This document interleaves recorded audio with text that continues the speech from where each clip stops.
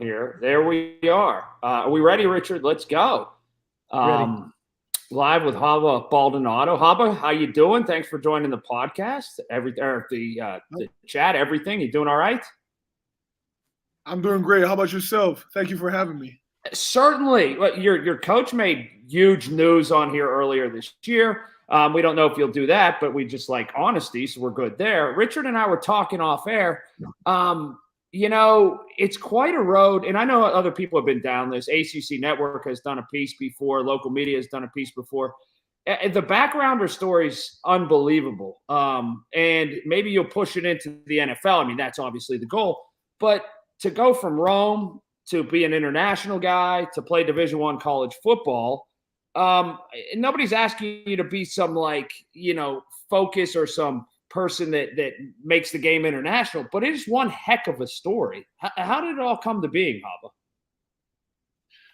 I appreciate that. I don't know. I would say that the love for football made all of this happen. Somehow I found myself playing football back in Italy, and I didn't really have any options to go pro there since we don't have a pro league. So I just decided that I wanted to push this sport to the limit, to just try to be the best player that I could ever be. And the step was just to come here to the U.S., and that's what I did. But it's amazing to me that you even football, obviously in Europe, is I didn't even know it existed, American football. But it seems American football seems to fit everything about you, your passion, your size, your agility. It seems to be the right sport you chose. And everything I hear about you is nothing but wonderful, and your abilities are telling me, including Colin, that you're going to be drafted. That's the goal. Hopefully, I'll earn a spot between the chosen ones. But I just give it all I got. So tell me how. Yeah, go ahead, Richard. Go ahead. Yeah, well, tell me about that, I guess. And I think Richard and I kind of had the same question. How do you funnel focus your being in what you're doing right now into, all right, I could make a lot of money doing this. I could be at the top level doing this. And if I continue down this path, I will play in the NFL. How do you try to ensure that happens, Haba? Honestly, how I do that is by not really setting long-term end goals. Like literally, I just love the sport. I love my team. I love the people that I'm around. So I just come here, enjoy every day, and try to get better. Become the best person that I can be, the best player that I can be, and I just let it roll. Everything will take care of itself. See, one of the things you said though, and I was hoping you didn't pick up with that and make that important. You didn't talk about money. Money can't be the goal. It's passion, and it's your love for the game. And you went down the right road, not the wrong road, in my opinion. I don't think that's true in a lot of cases. I think that that's where you end up, with problems and diversions, and when people chase the wrong goal, whether it's football, business, no matter what it is. If money's the goal, stay home, because you're not you won't find it. The success, the financial success usually comes after the old Vince Lombardi poster, after you're beaten, exhausted, laying on the field. That's when all the good stuff comes. But you have to be 100% in, right? Right? Yeah. Is that right?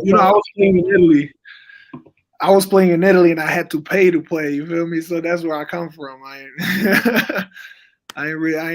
So everything that I gain from the sport is just like extra for me, Well, you know what? That's very interesting, because you're here, you're at a world-class university, you're somewhere where you look around and there's international students, there's domestic students, there's people that are high achievers in athletics. But if you go to say you play soccer in Italy, or say you play another sport, there's academy systems, and it's much different. There's not a forced marriage with academics and athletics. It's kind of like, oh, you take a couple classes here, but we're trying to make you a professional player. Academics can wait. Do you like the NCAA and the American model of academics and athletics are so intertwined? I do and I don't. I believe that it's great. The fact that you have to be enrolled in classes and they give you a chance to get a college degree and widen your knowledge, and have something that you could use in case your sport career doesn't go well.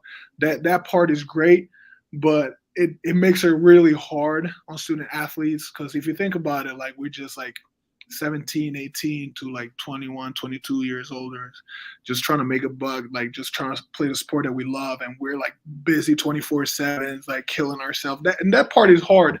Whereas in Italy, for example, with soccer, you might just drop out of school, even though that you're gonna make it. You might drop out of school at 16 and just start your career out there. Which it's different. Both sides have their pros and cons, but I don't know. I like it how it is. Like I enjoy the fact that I have a degree and I study as well, but sometimes it makes it a little difficult. A couple questions about. I do want to ask you what it's like. Pat Narduzzi's a coach, a good coach and friend of ours, and I wanted to talk about what it's like to play for somebody so passionate, and then I wanted to ask about how you got to Pitt. How did you end up at the University of Pittsburgh? So I love playing for Coach Deuce, playing in his defense. It's a really fun defensive scheme, and he's one of the main reasons why I ended up at Pitt. Certainly, like a lot of different factors played into my decision, like the school, the city, just the people all over. But Coach Pat Narduzzi and at the time Coach Rob Harley, the linebacker coach, played a huge role, because I really like Coach Deuce, and we just like being on the same level since we met the first time. You never let him beat you in bocce in the court in his backyard, do you? We never played. I gotta play him one time just to show him. Well, Richard and I were also talking before we came on here. And I know that he's gone. I know there was so much focus on Kenny last year, and I know he's on the other side of the ball. But he definitely elevated a lot of people looking at the program and through the Clemson game last year, the bowl game, the ACC game, all of that last year. What did he do to make everyone else kind of get noticed some, and also give you a tangible person that said, man, Kenny was a very talented guy, but he was also one of the hardest workers. This is somebody whose path I can follow. Yeah, man. Kenny's been. I mean, I've played with Kenny the whole time that I've been here. So like I saw him throughout the whole process, through his growth. I always known that he was gonna be a great player, that he had it inside of himself. But he was a great leader. He was a piece of the puzzle that helped us have the season that we had last year. And I really look up to him. He did great. He's a hard worker, and he's a great teammate, great player, great guy. So, are you watching him now as he transitions into the NFL? I do whenever I can. He wasn't indoor. They were gonna start practice right after us, so I just said, "What's up?" But yeah, I wish him the best. I'm happy now that he's starting and he's getting his time will come. How hard is it for you, Haba, in that football is a crazy sport? The better you get, the more people do things to take you out of a football game. It's like that in baseball too. You start hitting a baseball, they don't give you as many pitches to hit. Soccer, they start to mark you with a couple different guys. As you have progressed into this year, double teams, different schemes, the offensive line's doing things, a fullback chipping you before he goes out and he becomes ineligible, really. How difficult has it been that once you got good, it's like, wait a minute, now everybody knows I'm good. This is much tougher on me now. Yeah, I mean, I wouldn't say as much as me personal, but as a whole D-line, like, team know who we are and what we do, so they're scared of playing us up front, so they're just gonna switch around and they're not gonna do the same stuff that they will do against other teams. So their game plan might be to slow down our D-line and do everything that they can to not let us get to the quarterback or in the backfield. And they've been trying, but we've been getting in the backfield anyway. So, yeah. What is it like this is the time you rely on somebody who's in the arena. So many people talk about this. Very few people have lived it or been there. The exhilaration and the anticipation, then the exhilaration. You see a quarterback, you know his back is to you. You know he's in trouble. You see him scrambling back there. You think, oh, my God, I'm 5 steps away, 4 steps away. I'm going to get him. I'm going to sack him.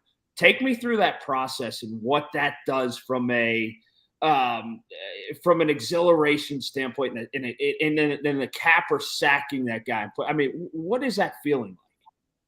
Man, it's hard to describe it. It's just so much fun. It's like it's so rewarding, you know.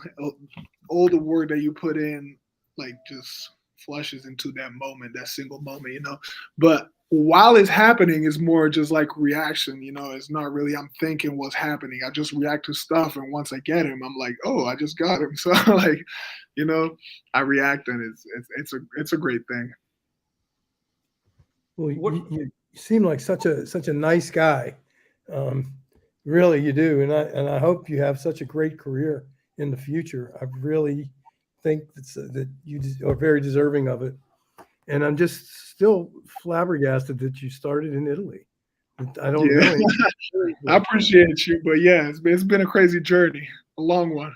One more thing before we let you go, Haba, what do you make of the guys? And you've seen it in your own program. What do you make of the guys? Because you may be faced with this decision that don't play in the bowl game, that say, you know what, I gotta train, I gotta get ready. Oh, he's going down this road. Well, no, I didn't want to do it. I didn't want to do it. It's a gigantic situation in college football, and I do think I don't judge anybody either way. You got to do what's best for you, and especially if your teammates did. No, especially if your teammates have your back, and they had Kenny's back last year because you were part of that process. So, what do you make of all that?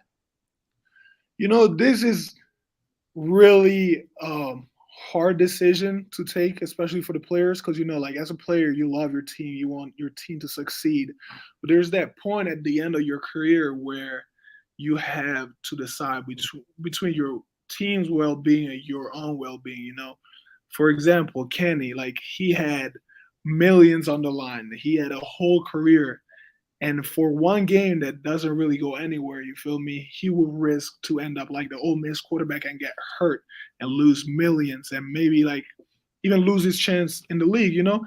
So it's a really hard decision, especially considering which bowl game you go to. And there's a lot of factors that play into this.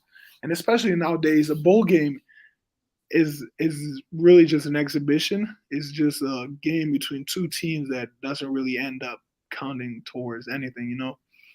So I'm going to ask you a question. I'm going to ask you a direct question.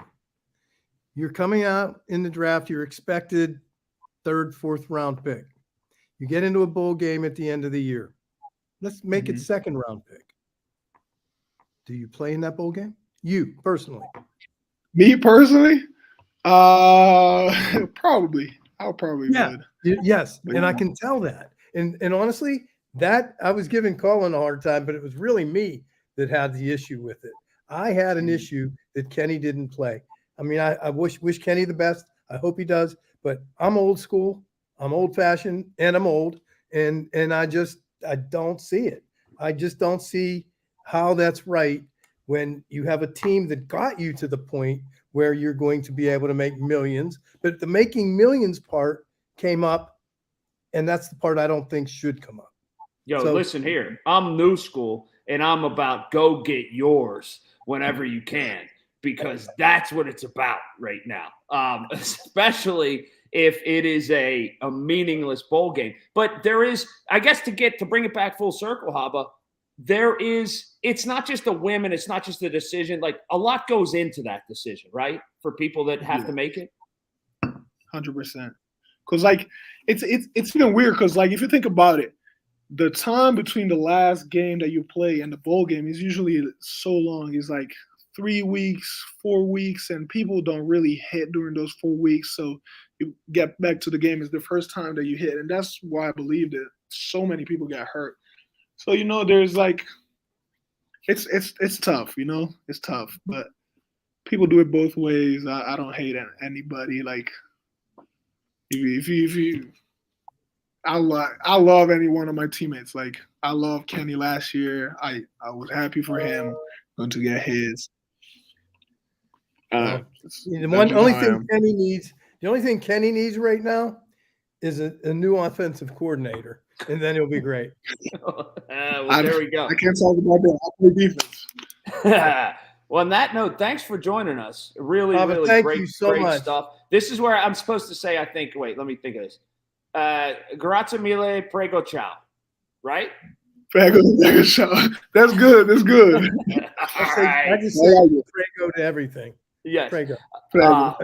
Well, great stuff. We appreciate it as always. Good luck the rest of the season, and good luck against Carolina on Saturday night, Hubba. Thank you so much. Thank you so much for having me. Thanks. Absolutely.